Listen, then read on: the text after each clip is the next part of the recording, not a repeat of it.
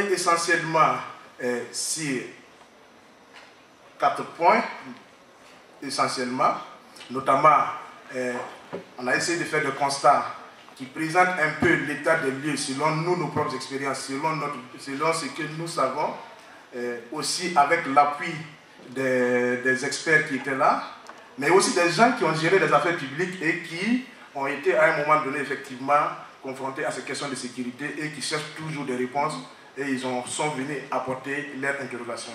Donc ça nous a permis effectivement, de dresser un certain nombre de constats, 2, d'identifier ou en tout cas de proposer ce que nous estimons être les enjeux majeurs en matière de sécurité et de paix durable en Afrique, et 3, des objectifs comme les autres stratégies, des actions structurantes, et enfin les rôles et la responsabilité des acteurs.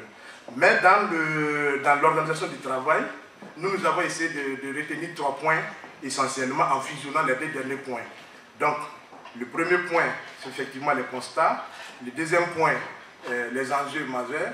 Et objectifs stratégiques et actions, on a essayé de les mettre ensemble en tenant compte aussi du rôle et des responsabilités par rapport des acteurs par rapport aux propositions que nous faisons. Alors, question brûlante, s'il en est une, la question de la sécurité, en tout cas en Afrique, est aujourd'hui une problématique majeure en ce que, comme on appelle, elle interroge même les fondements des institutions, des États, et même aussi parfois la dernière situation que nous avons vécue au Mali aussi, nous amène aussi à nous interroger beaucoup plus sur les organismes régionaux africains et même aussi sur le rôle de la communauté internationale par rapport à la prévention, la gestion et la résolution des conflits en Afrique. Alors, on a également constaté effectivement qu'on est dans un monde en pleine mutation, de plus en plus menacé, imprévisible, inquiétant. Et dans ce monde-là, les États africains éprouvent des difficultés à lutter d'abord contre ce qui devrait sécuriser davantage les populations elles-mêmes, notamment la pauvreté, et à instaurer les conditions de bonne gouvernance qui sont des gages effectivement d'amélioration du vivre ensemble et de définition du contrat social autour desquels les gens se reconnaissent, les gens se retrouvent et partagent un certain nombre de visions, un certain nombre en tout cas un sentiment d'appartenance à une même communauté, d'abord au niveau national, au niveau régional et même au niveau local. Donc dans un tel contexte, effectivement, la sécurité humaine et le développement économique et social constituent effectivement les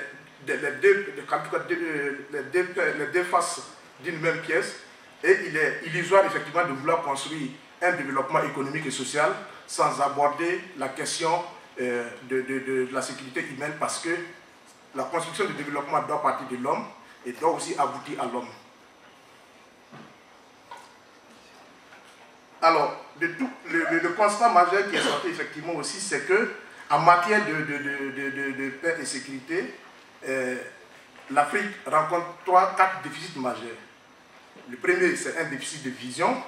Le deuxième, un déficit de stratégie. Le troisième, un déficit de communication. Et enfin, un déficit de moyens. Quoique, certains participants estimaient que la question des moyens n'était pas un déficit, mais était un problème de gouvernance, de gestion de ces moyens. Nous avons également pensé aussi au niveau des constats qu'il était bon d'identifier un peu ce qui pourrait être à nos yeux des sources de conflit. Alors, la première source de conflit que nous avons relevée, c'est la malgouvernance, qui exclut une grande majorité des populations à la gestion, à la fois à la gestion, au bénéfice et au contrôle de l'action publique. Parce que qui dit action publique dit effectivement travailler pour l'intérêt général. Or, on se rend compte que par le biais de la malgouvernance, l'action publique est plus ou moins accaparée, et sinon privatisée et mise aux mains des seules élites, parfois aussi les élites au pouvoir. Alors, une autre source de conflit que nous avons relevée, c'est la question de la faiblesse de la subsidiarité active. C'est-à-dire au niveau des États, entre les États, au niveau africain régional, même au niveau national entre l'État et les collectivités territoriales, mais également aussi comme on appelle, au niveau, oui, j'ai déjà relevé le niveau régional. Une autre source, c'est l'instrumentalisation et la politisation des forces de défense et de sécurité. On a comme l'impression aussi, c'est ce qui ressort des travaux du groupe, que dans certains cas, dans certaines situations, les forces de défense et de sécurité sont la propriété de ceux qui gouvernent et ils sont là effectivement pour assurer la sécurité rien que de ceux qui gouvernent. Or, les forces de défense et de sécurité doivent être effectivement là pour protéger le peuple et les institutions, ainsi aussi les gouvernants, étant donné que les gouvernants doivent être l'émanation du peuple. Donc, en protégeant le peuple, on protège aussi les gouvernants.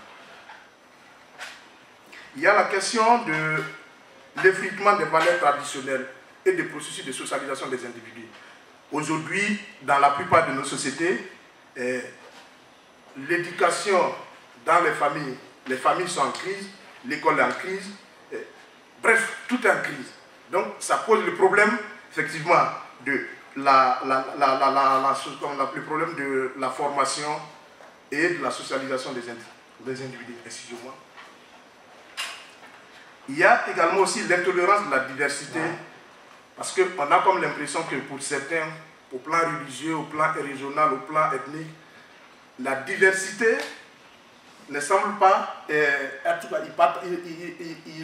ils sont plus penchés vers la domination de l'un sur l'autre, que ce soit au niveau, sur le plan régionaliste ou sur le plan ethnique. Donc, on a du mal effectivement à reconnaître que nous sommes pluriels, quels que soient les pays où nous sommes des sociétés plurielles avec notre diversité, mais qu'on doit pouvoir effectivement accepter cette diversité et construire l'unité dans cette diversité. On a également aussi la question des compétitions pour les ressources et pour le pouvoir. On n'a pas besoin d'une photo. La plupart de nos élections même déjà constituent des sources d'inquiétude dans presque beaucoup de pays. Quand il y a une élection, déjà même, alors que l'élection qui devrait effectivement apaiser, constitue déjà une source d'inquiétude et de conflit dans nos pays. Il y a également aussi que les ressources, l'accès aux ressources. On est dans des sociétés effectivement où certains individus, dès qu'ils ont la possibilité de mettre les pieds sur les ressources, en font des propriétés privées et font en sorte que personne d'autre n'ait accès. Pendant ce temps, il y a d'autres derrière aussi qui disent qu'il faut qu'ils y accèdent. Donc naturellement, on aboutit toujours par des situations de conflit. On a noté également aussi, comment on appelle, cette dualité, c'est-à-dire l'inefficacité des mécanismes modernes de gestion de conflits à résoudre les problèmes qui se posent à nous, mais en même temps que les mécanismes traditionnels dont certains sont reconnus comme étant des facteurs importants en termes de en tout cas des instruments de résolution efficaces des conflits, ne semblent pas en tout cas intéressés à ceux qui ne semblent pas en tout cas intervenir dans les situations où on aurait souhaité qu'on puisse résoudre un certain nombre de conflits. Donc il y a d'une part effectivement l'inefficacité des mécanismes modernes et l'inutilisation, ou en tout cas l'insuffisante utilisation des mécanismes traditionnels de régulation et de gestion des conflits. Enfin, il y a toutes ces questions liées au terrorisme, à l'intolérance religieuse, au trafic en tout genre, drogue, armes, êtres humains, et la prédation et le pillage des ressources naturelles, parfois avec la complicité des multinationales. Alors, de ces constats, nous avons retenu en fait, découle en tout cas, nous avons pour l'atelier, nous avons retenu 5 enjeux majeurs en matière de construction, de conditions d'une sécurité pour tous et de paix durable. Le premier enjeu est celui de la refondation et la construction et l'enracinement de l'état de droit, avec des institutions républicaines fortes, stables et qui assurent sécurité et stabilité en tout cas, ou en tout cas qui apaisent tout le monde. Le deuxième enjeu est celui de la construction du développement économique, afin d'assurer effectivement aux citoyens l'accès aux droits sociaux et économiques et de prévenir en même temps aussi la malgouvernance et la prédation des ressources.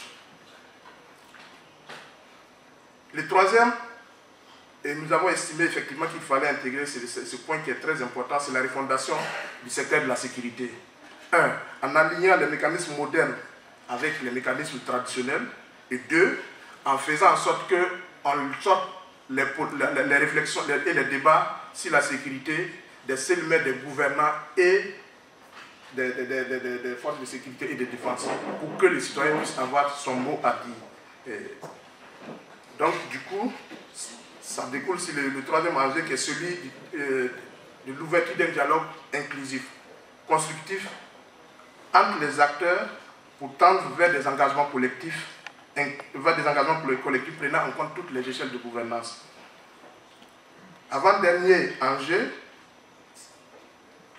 oui, ça c'était l'avant-dernier, le dernier plutôt, le renforcement des institutions régionales, pour en tout cas en vue de l'être doté d'un pouvoir de coercition, le droit et le devoir d'intervenir, parce que généralement on a l'impression que quand on prend nos organismes régionaux, ils attendent que ça commence à brûler avant de courir en pompier.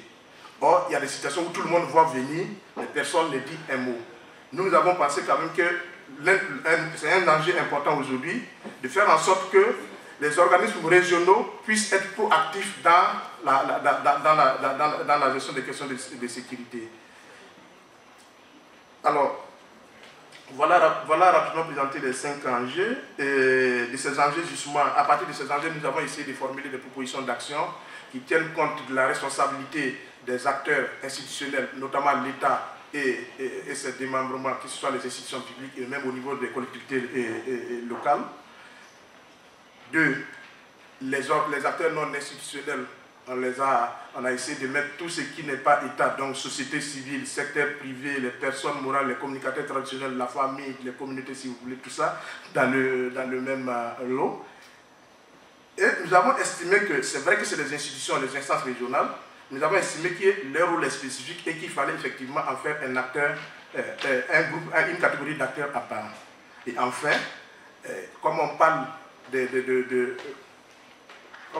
construction, en Afrique on ne parle pas de construction tout en oubliant nos partenaires techniques et financiers et la communauté internationale. Oui, cette fameuse communauté internationale.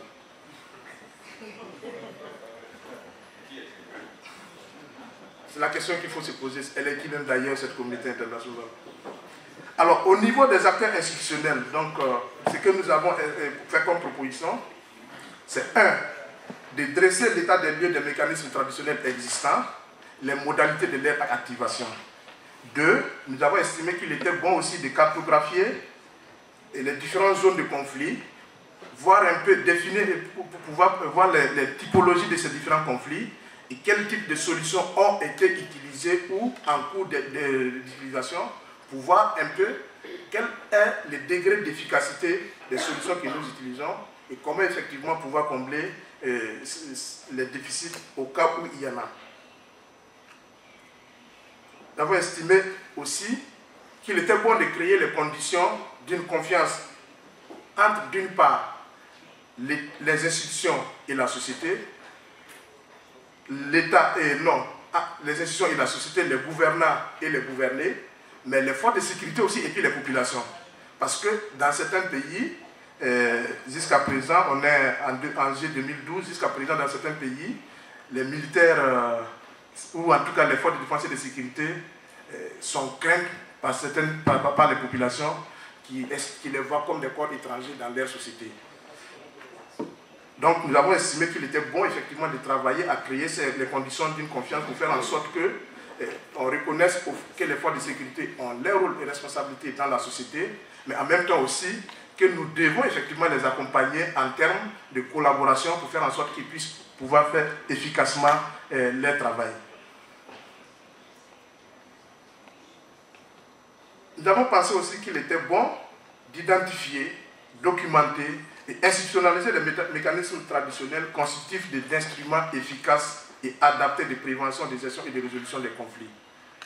C'est vrai, on en parle. On dit mécanisme traditionnel, mais en même temps, il faut effectivement qu'on se donne les moyens de dire quels sont ces mécanismes-là et quelles sont les conditions dans lesquelles on peut les activer pour résoudre quel type de conflit. Ça, nous avons estimé que c'était un aspect important. Ensuite, il fallait aussi créer une sorte de passerelle qui permet, et une sorte de passerelle entre ces deux mécanismes-là qui permet que l'un ou l'autre puisse être activé selon les besoins. Nous avons estimé également aussi qu'il était bon d'élaborer et mettre en place de véritables systèmes éducatifs. Pas cette école en crise qui forme des jeunes dont nous avons peur, mais un véritable système éducatif qui forme des jeunes et des élites de demain qui nous rassurent. Donc, nous avons estimé que ça, c'est un aspect important, effectivement, et dont il faut tenir compte. Une autre proposition concernant toujours l'État et les institutions, c'est de faire des forces de défense et de sécurité des acteurs du développement à travers de nouvelles expertises. C'est-à-dire, on a dans nos armées beaucoup d'expertises qui ne sont pas forcément autres que militaires, mais à force de les confiner dans un rôle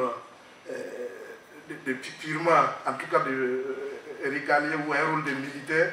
Bon, que les militaires m'excusent, je n'ai rien contre les militaires.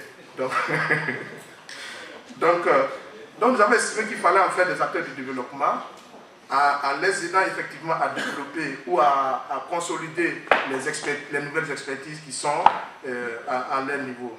Et enfin, nous avons pensé qu'il était nécessaire de créer un environnement institutionnel et juridique permettant de réduire le pillage des ressources naturelles et la prédation, surtout avec la complicité de certaines multinationales. Alors, au niveau des acteurs non institutionnels, nous avons estimé, donc la société civile et tout ce que j'ai cité tantôt, qu'il était bon d'abord de placer les jeunes et les femmes au cœur des politiques de développement, de promotion de la sécurité humaine, comme en tout cas une condition si nous parlons d'une paix durable. Deuxièmement, nous avons estimé qu'il était bon de contribuer à valoriser les valeurs positives et les mécanismes endogènes de prévention, de gestion et de résolution des conflits. Ensuite, effectivement, pensons par exemple que ces acteurs non étatiques, notamment les organisations de la société civile, peuvent contribuer, en tout cas travailler à informer, notamment les médias aussi, à informer, éduquer, sensibiliser et contribuer à former des opinions publiques à même de s'engager dans la préservation, la promotion et la promotion de la sécurité humaine. Parce que souvent, par exemple, des acteurs comme les médias, à la fois, c'est un couteau à double tranchant. En même temps qu'ils peuvent être effectivement des acteurs de paix, ils peuvent être aussi des ennemis de la paix. Donc, nous avons estimé effectivement qu'il faut effectivement en faire plutôt des acteurs de la paix. Nous avons estimé aussi, notamment en ce qui concerne les familles, qu'il faut éduquer les enfants dans un esprit de paix, de tolérance, pour qu'on puisse conserver notre diversité et accepter aussi la différence de l'autre. Enfin, nous avons estimé qu'il était bon de valoriser et diffuser le rôle de certains acteurs comme les communicateurs traditionnels, les femmes, ainsi de suite, qui, dans certaines sociétés, ont une certaine capacité à régler un certain nombre de problèmes que les institutions n'arrivent pas à gérer quand elles éclatent. Donc voilà un peu pour ce qui concerne les acteurs non institutionnels. Je passe très rapidement au niveau des instances régionales et africaines. La première des recommandations, la première des propositions du moins, c'est de créer des structures spécialisées avec des démembrements au niveau national si des questions, les questions qui sont sources de conflits comme le foncier, la religion, les questions ethniques, etc. Donc ça, c'est une proposition qui est sortie effectivement parce qu'on a estimé que si certaines questions spécifiques, quand on rentre dans les instances régionales ou africaines, on a du mal effectivement à trouver, comme on appelle, des structures qui sont vraiment calées sur ces questions et qui peuvent vous apporter une réponse immédiatement. Donc on a fait cette proposition, notamment quand on sait que le foncier, la religion et même l'ethnie continuent d'être des sources de conflits dans nos pays. Nous avons également estimé qu'il était bon de renforcer les capacités d'anticipation et de proactivité des instances régionales pour prévenir les conflits et assurer la sécurité dans tous les États. qu'il était bon effectivement aussi d'élaborer une vision et une stratégie commune. Parce qu'on parlait tantôt à un niveau de constat qu'il y avait un déficit de vision, de stratégie et de communication. Mais qu'il était bon effectivement d'avoir une vision commune et partagée au niveau des États et faire en sorte aussi que ce soit reconnu au niveau des populations, pas seulement au niveau des États, au niveau gouvernemental, institutionnel, mais que ça aille au-delà pour toucher les populations à travers, à la base. Nous avons proposé également aussi qu'il fallait, c'est vrai, ça existe, mais nous estimons qu'il faut renforcer la collaboration étroite et la synergie entre les forces de sécurité des différents pays. Parce qu'on a comme l'impression que c'est quand ça commence à cogner que les gens disent non, nous sommes solidaires.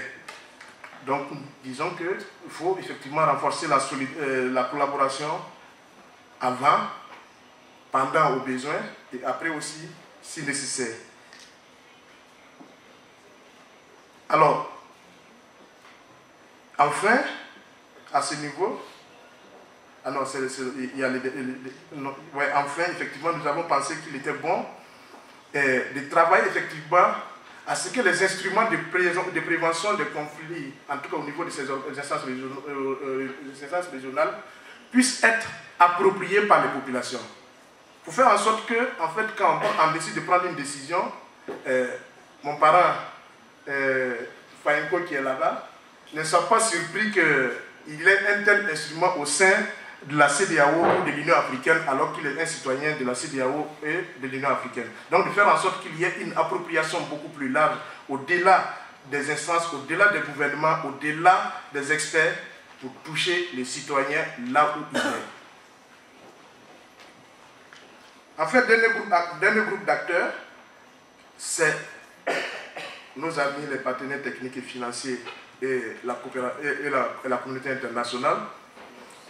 Nous avons proposé effectivement que désormais on essaie d'intégrer la question de la sécurité humaine dans les projets globaux de gouvernance. Que ce soit effectivement un aspect important quand les bailleurs de fonds discutent des projets globaux de gouvernance, que la question de sécurité ne soit pas considérée comme un élément à part, mais intégrée dans ces projets globaux-là. Ensuite,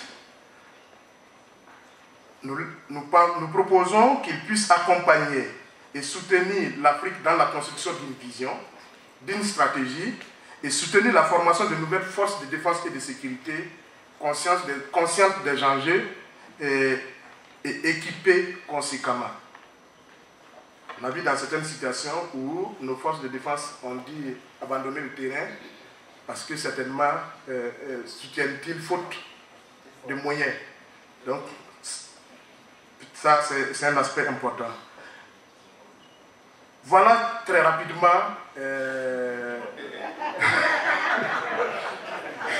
Ah ben, je retire le mot rapidement. Je retire le mot rapidement alors.